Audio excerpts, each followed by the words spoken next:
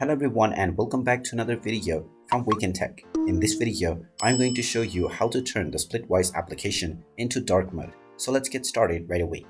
First of all, open up the Splitwise application on your device. And once you open it up, log into your account if you haven't done so already using your Google account or your credentials. Once you are logged in and taken into the home page, if you wish to use dark mode, then you can look around within the account options.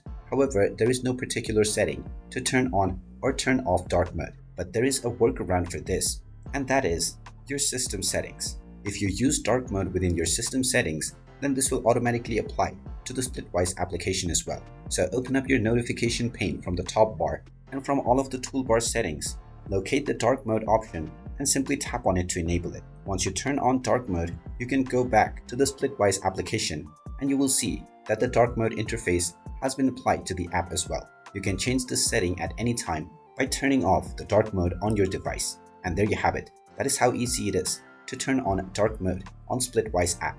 If you find this video helpful, make sure you hit that like button and subscribe to our channel if you haven't done so already. Also ring that notification bell to never miss another update from us. Thank you for watching and I will see you again in the next video.